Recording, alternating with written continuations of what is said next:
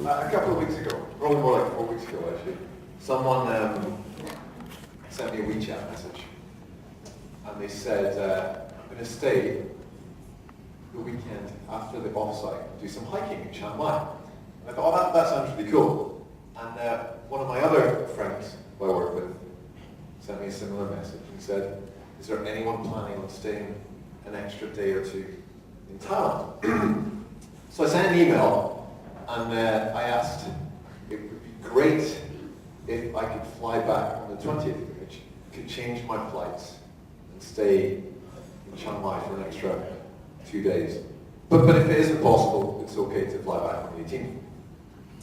And I CC'd, I took the name off, right, but I CC'd my friend who asked me in the first place about staying.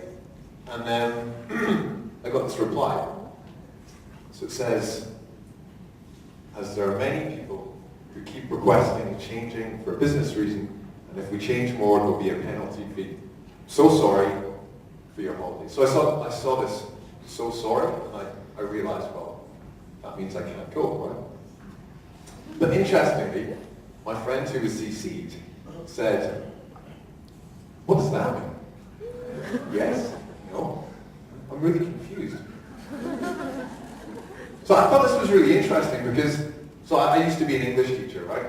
Actually, probably quite a few of you used to be English teachers. I guess those of you that didn't have learned English before. And I think we're often taught that good English means that we're good at communicating. So, but if you look at these emails, right, that the grammar is okay, there were no problems with the vocabulary, and the spelling was all right.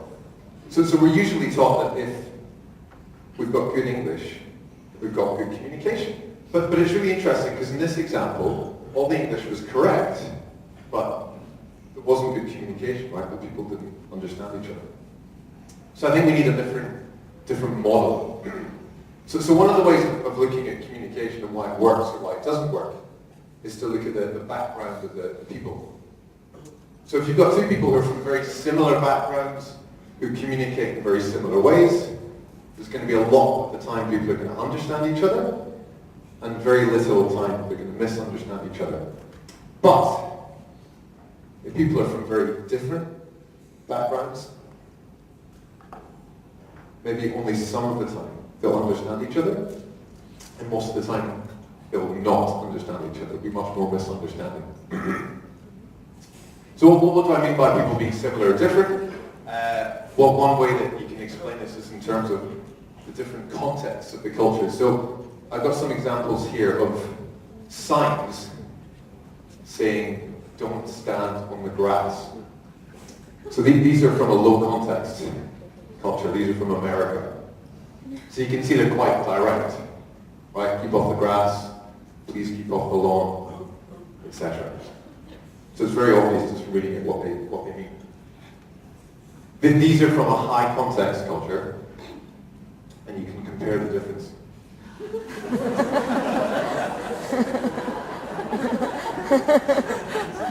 So it's not like one of them's right and one of them's wrong. They're just different. So you often get problems in communication when you get people from a high context culture communicating with people from a low context culture. So if we go back to those emails from earlier, you can see this person who says, what does it mean? Yes or no? Like, I need a very, very direct answer. This person is from a low context culture, so they need a sign that says, keep off the grass. Right? But the person who said this, they've not said yes or no, right? The meaning's implied. It says so sorry. So this is more like high context communication. My final takeaway from this is that, yeah, I think most of the time here, you saw Melissa earlier said we have people from, was it 36 different countries, maybe including China, 37. So a lot of the time in EF, you're going to be communicating with people from a different culture from you. So there's going to be some misunderstanding. Expect misunderstanding. And when there is misunderstanding, don't get offended. Thank you.